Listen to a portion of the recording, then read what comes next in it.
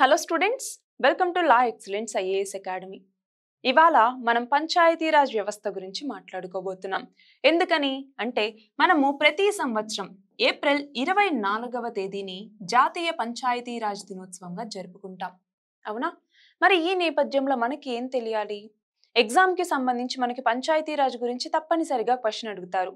కాబట్టి అసలు పంచాయతీరాజ్కి సంబంధించినటువంటి బ్యాక్గ్రౌండ్ ఏంటి, కాన్స్టిట్యూషనల్ ప్రొవిజన్స్ ఏంటి, పంచాయతీరాజ్ వ్యవస్థ ఎలాంటి ఛాలెంజెస్ ని ఎదుర్కొంటోంది, మరి అలాంటి పంచాయతీరాజ్ ఇన్స్టిట్యూషన్స్ ని ఎలా స్ట్రెంథెన్ చేయాలి, వీటికి సంబంధించి మనకి ప్రిలిమ్స్ లోను మెయిన్స్ లోను కూడా క్వశ్చన్స్ అడిగే అవకాశం ఉంది. కాబట్టి వాటి గురించి మనం చదువుకోవాలి. First of all, Panchayati Raj institutions లేదా పిఆర్ఐస్ అనేసి పిలుస్తూ ఉంటాము. ఈ పంచాయతీరాజ్ ఇన్స్టిట్యూషన్స్ అన్నటువంటివి మన దేశంలో ఇప్పుడున్నవి కాదు, వేదిక ఎరా నుంచి కూడా, ఏన్షియన్ టైమ్స్ నుంచి కూడా మనకి పంచాయతీలు అన్నటువంటివి ఉంటూనే వస్తున్నాయి. ఏదో ఒక రూపంలో పేర్లు అన్నటువంటివి డిఫరెంట్ అయినా కూడా పంచాయతీలు అన్నటువంటివి నడుస్తూ ఉన్నాయి. కాకపోతే 19th మరియు 20th సెంచురీస్లోకి వచ్చేసరికి 19th మరియు 20th సెంచురీలో వీటికంటూ ఒక సపరేట్ నేమ్ ఇచ్చేసి ఏంటి, బ్రిటిష్ కాలంలోకి వచ్చేసరికి లోకల్ సెల్ఫ్ గవర్నమెంట్ అనేటటువంటి నేమ్ ని ఇవ్వటం జరిగింది. దీని ద్వారా ఏంటి, రూరల్ ఏరియాస్ కి ఎక్కువ పవర్స్ ని ఇవ్వటం జరిగిందనమాట. మరి father of local self government అనేసి ఎవరిని పిలుస్తారు? Father of local self government అని ఎవరిని పిలుస్తారు? మనకి లోకల్ సెల్ఫ్ గవర్నమెంట్ అన్నటువంటి కాన్సెప్ట్ ని 1882వ సంవత్సరంలో ఇంట్రడ్యూస్ చేశారు. మరి ఎవరు ఇంట్రడ్యూస్ చేశారు అన్నటువంటిది కమెంట్ సెక్షన్ లో ఆన్సర్ చేయండి. సో అప్పటి నుంచి కూడా మనకి లోకల్ సెల్ఫ్ గవర్నమెంట్ అన్నటువంటి పేరుతో అమల్లో వస్తూనే ఉంది. దాని తర్వాత 1935 యాక్ట్లో కావచ్చు, దాని తర్వాత పోస్ట్ ఇండిపెండెన్స్ అంటే మనకి స్వాతంత్రం వచ్చిన తర్వాత కూడా ఇలాగ ఈ లోకల్ సెల్ఫ్ గవర్నమెంట్ అన్నటువంటిది జరుగుతూనే వచ్చింది. అయితే దీని తర్వాత చివరిగా 1992వ సంవత్సరంలో ఏమైంది, 73rd కాన్స్టిట్యూషనల్ అమెండ్మెంట్ యాక్ట్ ని తీసుకొచ్చారు.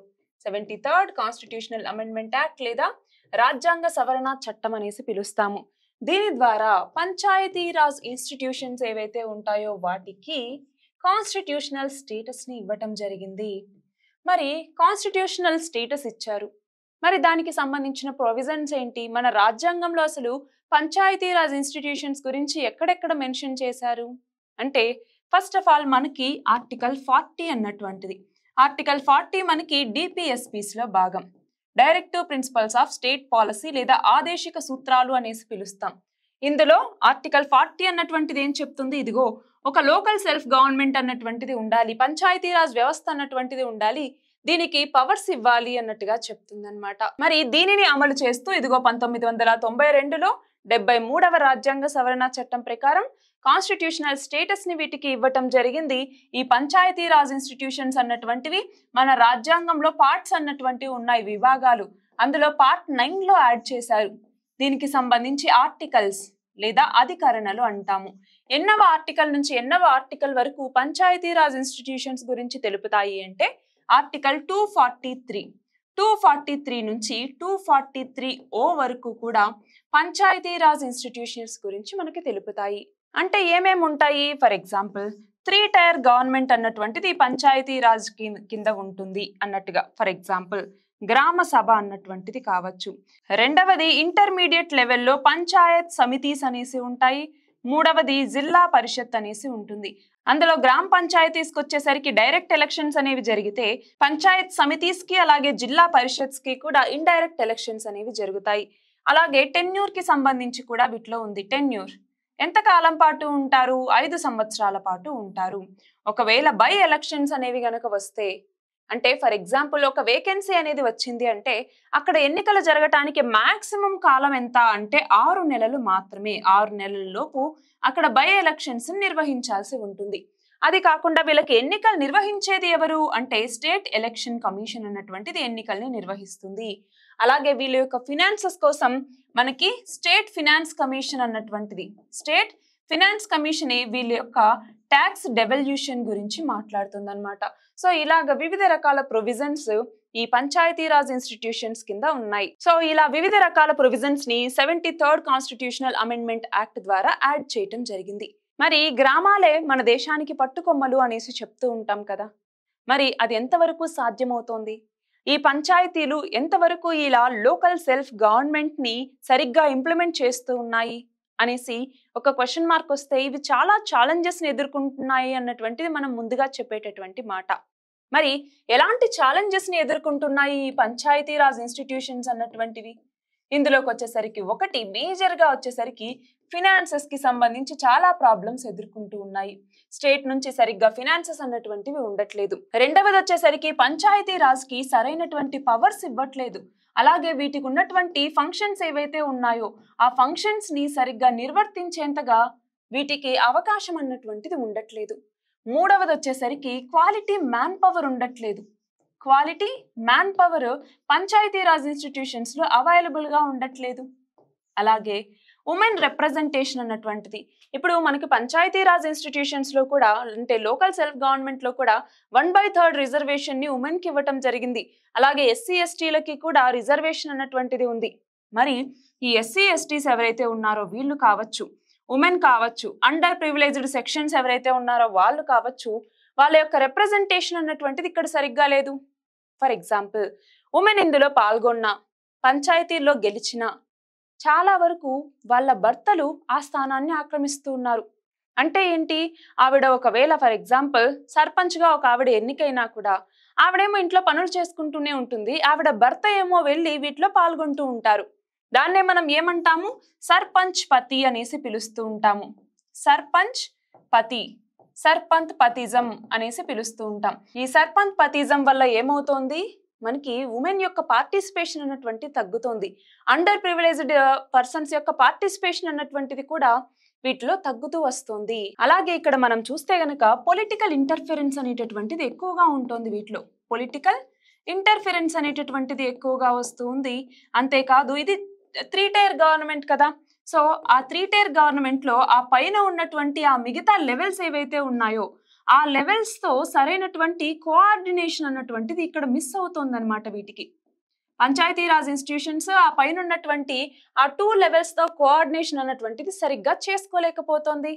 అంతేకాదు ఇక్కడ ఇన్ఫర్మేషన్ అన్నటువంటిది కూడా, అంటే ఇప్పుడు పంచాయతీరాజ్ కి కావాల్సినటువంటి ఇన్ఫర్మేషన్ యాక్సెస్ అన్నటువంటిది కూడా సరిగ్గా అందట్లేదు. సో ఇలా ఇన్ని ఛాలెంజెస్ ని ఎదుర్కొంటోంది పంచాయతీరాజ్ వ్యవస్థ. మరి అలాంటి పంచాయతీరాజ్ వ్యవస్థని ఎలాగ మనం స్ట్రెంగ్థెన్ చేయాలి, how to strengthen these Panchayati Raj institutions అనేసి గనక మనం చూస్తే సేమ్ ఇందాక చెప్పుకున్నట్టువే అండి, ఫినాన్సెస్ సరిగ్గా ఉండట్లేదు. సో ఫినాన్సెస్ ని మరింతగా అందించాలి. అలాగే ఇందాక పవర్స్ అండ్ ఫంక్షన్స్ అన్నటువంటివి సరిగ్గా చేయలేకపోతుంది అన్నాము.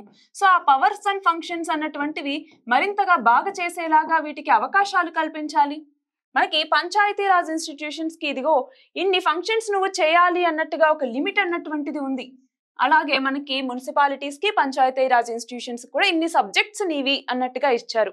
మరి ఈ పంచాయతీరాజ్ ఇన్స్టిట్యూషన్స్ కి ఎన్ని సబ్జెక్ట్స్ ని ఇచ్చారు, దీని ఆన్సర్ కూడా కమెంట్ సెక్షన్ లో ఇవ్వండి. అలాగే ఇందాకేమని చెప్పుకున్నాము, ఎస్సీ ఎస్టీలు అలాగే ఉమెన్ వీళ్ళ యొక్క రోల్ అన్నటువంటిది ఇప్పటికీ కూడా అంతంత మాత్రంగానే ఉంది అనేసి చెప్పుకున్నాం. సో వాళ్ళ రోల్ కూడా పెంచాలి. ఏదైతే 33% రిజర్వేషన్ అన్నది లోకల్ సెల్ఫ్ గవర్నమెంట్ లో మనం ఇచ్చామో దాన్ని సరిగ్గా ఇంప్లిమెంట్ చేయాలి.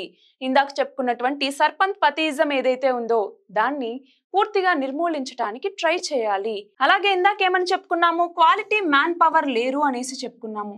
సో ఈ క్వాలిటీ మ్యాన్ పవర్ ఉండేలాగా చూసుకోవాలి. ఇదిగో ఈ మినిమం ఎడ్యుకేషన్ అన్నట్టుగా కొన్ని రాష్ట్రాలు ఇంప్లిమెంట్ చేస్తూ ఉన్నాయి. ఫర్ ఎగ్జాంపుల్ రాజస్థాన్, హర్యానా ఇవి మినిమం ఇదిగో ఈ క్వాలిఫికేషన్ ఉండాలి పంచాయతీరాజ్ ఎన్నికల్లో పాల్గొనే వాళ్ళకి అన్నట్టుగా పెట్టింది. సో ఇది జరగాలి. అంతేకాదు ఇందాక ఇంకొకటి ఏమని చెప్పాం మనము, ఈ యొక్క మిగతా లెవెల్స్ ఆఫ్ గవర్నమెంట్స్ తో కోఆర్డినేషన్ అన్నటువంటిది మిస్ అవుతోంది అనేసి. సో ఆ కోఆర్డినేషన్ అన్నటువంటిది జరిగేలాగా చూడాలి. రెండవది వచ్చేసరికి ఇప్పుడు మనది డిజిటల్ ఎరా, అవునా, మనం డిజిటల్ యుగంలో బతుకుతూ ఉన్నప్పుడు ఆ ఇన్ఫర్మేషన్ యాక్సెస్ అన్నటువంటిది అందరికీ అందేలాగా చూడాలి. అంతేనా, ఇన్ఫర్మేషన్ యాక్సెస్ అన్నటువంటిది వీళ్ళకి ఉండేలాగా చూడాలి. అంతేకాదు పంచాయతీరాజ్ ఇన్స్టిట్యూషన్స్ అన్నటువంటివి ఫ్రీగా అవి వర్క్ చేసేలాగా ఉండాలన్నమాట. సో వాటికి ఇండిపెండెన్స్ అన్నటువంటిది ఉండాలి. ఈ ఇండిపెండెన్స్ అన్నటువంటిది డెసిషన్ మేకింగ్ లో కావచ్చు, లేదా ఫినాన్సెస్ కి సంబంధించి కూడా ఆ ఇండిపెండెన్స్ అన్నటువంటిది పంచాయతీరాజ్ వ్యవస్థలకి ఇస్తే గనక వీటిని మనం స్ట్రెంగ్తెన్ చేసుకోవచ్చు. పంచాయతీరాజ్ వ్యవస్థల్ని గనక మనం స్ట్రెంగ్తెన్ చేసుకుంటే, అంటే ఫర్ ఎగ్జాంపుల్ మనకి పునాదులు బలంగా ఉన్నాయి అంటే ఆ భవంతి అన్నటువంటిది అంతే స్ట్రాంగ్ గా ఉంటుంది. మరి మన భారతదేశంలో పునాది అన్నటువంటిది లోకల్ సెల్ఫ్ గవర్నమెంటే. దానిపైన మనకి స్టేట్ గవర్నమెంట్స్, సెంట్రల్ గవర్నమెంట్ అనేది ఉంటుంది. కాబట్టి అవి రెండు స్ట్రాంగ్ గా ఉండాలి అనుకుంటే మనకి కింద ఉన్నటువంటి లోకల్ గవర్నమెంట్ అన్నటువంటిది, పంచాయతీరాజ్ ఇన్స్టిట్యూషన్స్ మరియు మున్సిపాలిటీస్ అన్నటువంటివి అంతే స్ట్రాంగ్ గా ఉండాలి. సో ఆ నేపథ్యంలో పంచాయతీరాజ్ ఇన్స్టిట్యూషన్స్ ని బలోపేతం చేయటం అన్నటువంటిది అంతే ఇంపార్టెంట్.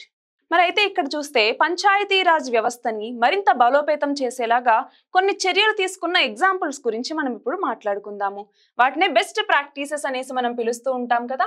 సో ఆ బెస్ట్ ప్రాక్టీసెస్ లో భాగంగా ఇవాళ తెలంగాణకి సంబంధించినటువంటి ఒక ప్రాంతం గురించి నేను మాట్లాడబోతున్నాను. అది ఏంటి అంటే పెద్ద అంబర్పేట్ గ్రామ పంచాయతీ అన్నటువంటిది. ఏంటి? పెద్ద అంబర్పేట్ గ్రామ పంచాయతీ. ఏం చేశారు వీళ్ళు మరి అంతగా అంటే చూడండి, గ్రామ పంచాయతీ వీళ్ళు ఏం చేశారు అంటే సాలిడ్ వేస్ట్ మేనేజ్మెంట్ కి సంబంధించి ఒక వేస్ట్ సెగ్రిగేషన్ యూనిట్ ని ప్రారంభించారనమాట. Waste segregation unit. ఆ వేస్ట్ సెగ్రిగేషన్ యూనిట్ అన్నటువంటిది ఏం చేస్తుంది అంటే ఫర్ ఎగ్జాంపుల్ వేస్ట్ అన్నటువంటిది వస్తుంది, దానిని రెండు రకాలుగా వీళ్ళు కేటగరైజ్ చేస్తారు. ఏంటవి? ఒకటి వచ్చేసరికి ఆర్గానిక్ వేస్ట్ అనేసి, రెండవది ఇనార్గానిక్ వేస్ట్ అనేసి. మరి ఆర్గానిక్ వేస్ట్ ఏదైతే ఉందో దీన్ని మాన్యూర్ లాగా ఉపయోగించుకుంటారు. అదే ఇనార్గానిక్ వేస్ట్ అనుకోండి, దాన్ని మళ్ళీ రీసైక్లింగ్ చేయటమా, లేదు అనుకుంటే దాన్ని పక్కన పెట్టడమా, ఏదో ఒకటి చేస్తారనమాట. ఇది కాకుండా డ్రింకింగ్ వాటర్ ఫెసిలిటీస్ అందించడం, టాయిలెట్స్ ని ఏర్పాటు చేయటం, పబ్లిక్ స్పేసెస్ ని ఏర్పాటు చేయటం. సో ఇలాంటివన్నీ చేసి ఈ గ్రామ పంచాయతీ అన్నటువంటిది చాలా పేరు పొందింది. అందుకనే బెస్ట్ ప్రాక్టీసెస్ లో ఒకటిగా దీన్ని మనం చెప్పుకుంటాం. అలాగే మనకి ఉత్తరాఖండ్ లో ఉన్నటువంటి హివారా అన్నటువంటి ప్లేస్ ఉంది. అది కూడా సేమ్ ఇలాంటిదే అనమాట. డ్రింకింగ్ వాటర్ ఫెసిలిటీస్ అందించడం, టాయిలెట్స్ ని ఏర్పాటు చేయటం, పబ్లిక్ స్పేసెస్ ని తీసుకురావటం, సాలిడ్ వేస్ట్ మేనేజ్మెంట్ చేయటం. సో ఇలాంటివన్నీ చేయటం జరిగింది. అదే ఏపీలోకి వచ్చేసరికి ఏం చేసింది? ఏపీ విలేజ్ సెక్రటేరియట్ సిస్టమ్ ని ఏర్పాటు చేసింది కదా, విలేజ్ సెక్రటేరియట్ సిస్టమ్ అన్నటువంటిది. సో అదొకటి. అలాగే కర్ణాటక గనక మనం చూస్తే కర్ణాటక రాష్ట్రం అన్నటువంటిది పంచాయతీ రాజ్ కి సంబంధించి కర్ణాటక ఏం చేసింది? పంచాయత్స్ ఏవైతే ఉంటాయో ఆ పంచాయత్స్ కి ఒక సపరేట్ బ్యూరోక్రాటిక్ సిస్టమ్ ని ఏర్పాటు చేసింది అనమాట. సెపరేట్ బ్యూరోక్రాటిక్ క్యాడర్ ని ఏర్పాటు చేయటం జరిగింది. బ్యూరోక్రాటిక్ క్యాడర్ ని ఏర్పాటు చేసిందనమాట. సో ఇలాగ వివిధ రాష్ట్రాలు కూడా ఈ పంచాయతీరాజ్ వ్యవస్థని మరింతగా బలోపేతం చేయడానికి కృషి చేస్తున్నాయి. మనము ఇందాక చెప్పుకున్నాము 1992వ సంవత్సరంలో మనము పంచాయతీరాజ్ వ్యవస్థకి కాన్స్టిట్యూషనల్ స్టేటస్ ఇచ్చాము అనేసి. మరి ఆ కాన్స్టిట్యూషనల్ స్టేటస్ ఇచ్చిన తర్వాత దాన్ని అమలు చేసినటువంటి మొదటి రాష్ట్రం రాజస్థాన్ మొదటిగా దీన్ని ఇంప్లిమెంట్ చేసింది. ఇది మొదటి రాష్ట్రం అయితే రెండవ రాష్ట్రం వచ్చేసరికి ఉమ్మడి ఆంధ్రప్రదేశ్ రెండవ రాష్ట్రం పంచాయతీరాజ్ వ్యవస్థని ఇంప్లిమెంట్ చేయటంలో. ఇవి కాకుండా పంచాయతీరాజ్ వ్యవస్థ ఏర్పాటయ్యేటప్పటికీ దానికోసం కొన్ని కమిటీస్ ని కూడా ఏర్పాటు చేశారు. ఆ కమిటీస్ గురించి కూడా మనకి ఎగ్జామ్ లో అడగొచ్చు. సో ఆ కమిటీస్ నేమ్స్ వచ్చేసరికి ఒకటి బల్వంతరాయ్ మెహతా కమిటీ అన్నటువంటిది, బల్వంతరాయ్ మెహతా కమిటీ. రెండవది వచ్చేసరికి Balwant Rai Mehta committee, important committees గుర్తుంచుకోవాలి. రెండవది వచ్చేసరికి అశోక్ మెహతా కమిటీ అన్నటువంటిది, అశోక్ మెహతా కమిటీ. సో ఈ అశోక్ మెహతా కమిటీ. దీని తర్వాత జీవీకే రావు కమిటీని ఏర్పాటు చేశారు. దాని తర్వాత ఎల్ఎం సింఘ్వి కమిటీ. సో ఇవన్నీ కూడా ఎన్ని అంచెల్లో ఈ లోకల్ సెల్ఫ్ గవర్నమెంట్ ఉండాలి అన్నట్టుగా దాని మీద చర్చ జరిపాయి అన్నమాట ఈ కమిటీస్ అన్ని. దాని తర్వాతే మనకి 3 టైర్ స్ట్రక్చర్ అనేది ఉండాలి అన్నట్టుగా నిర్ణయించారు. సో వీటన్నింటి గురించి కూడా మనకి ఎగ్జామ్ లో అడగచ్చు. అంతేకాదు పంచాయతీరాజ్ ఇన్స్టిట్యూషన్స్ యొక్క రోల్ ఏంటి మన దేశ ఎకానమీని పెంచడంలో, లేదు డిజాస్టర్స్ ఏవైనా వచ్చినప్పుడు వాటిని ఎదుర్కోవటంలో పంచాయతీరాజ్ ఇన్స్టిట్యూషన్స్ యొక్క రోల్ ఏంటి అనేసి అడగచ్చు. పంచాయతీరాజ్ ఇన్స్టిట్యూషన్స్ లో చాలా ఛాలెంజెస్ ఉన్నాయి కదా, మరి పంచాయతీరాజ్ ఇన్స్టిట్యూషన్స్ ని ఎలా స్ట్రెంగ్తెన్ చేయాలి అనేసి మనల్ని అడగచ్చు. ఇలా వివిధ రకాలుగా పంచాయతీరాజ్ ఇన్స్టిట్యూషన్స్ గురించి క్వశ్చన్స్ అడిగే ఛాన్స్ అనేది ఉంది. సో ఇవాళ మనం పంచాయతీరాజ్ ఇన్స్టిట్యూషన్స్ గురించి, పంచాయతీరాజ్ ఇన్స్టిట్యూషన్స్ అంటే ఏంటి, వీటి యొక్క బ్యాక్గ్రౌండ్ అనేది తెలుసుకున్నాం. అలాగే దీనికి సంబంధించిన కాన్స్టిట్యూషనల్ ప్రొవిజన్స్ ఏంటి అనేసి తెలుసుకున్నాం. అలాగే పంచాయతీరాజ్ ఇన్స్టిట్యూషన్స్ ఎదుర్కొంటున్నటువంటి సవాళ్ళు ఏంటి అనేసి చూసాం. వీటిని స్ట్రెంగ్తెన్ చేయడానికి ఎలాంటి మెజర్స్ తీసుకోవాలి అన్నటువంటిది కూడా మనం చూసాం. ఇందాక ఏదైతే మనం మెజర్స్ అనేసి చెప్పుకున్నామో ఇవన్నీ కూడా సెకండ్ ఏఆర్సి అన్నటువంటిది చెప్పినటువంటివే అండి. సెకండ్ అడ్మినిస్ట్రేటివ్ రిఫార్మ్స్ కమిషన్ అన్నటువంటిది చెప్పినటువంటి ఈ రిఫార్మ్సే ఇవన్నీ కూడా ఎలా పంచాయతీరాజ్ ఇన్స్టిట్యూషన్స్ ని స్ట్రెంగ్తెన్ చేసుకోవాలి అనేసి. సో ఇది ఇవాల్టి మన topic. All the very best and thank you very much.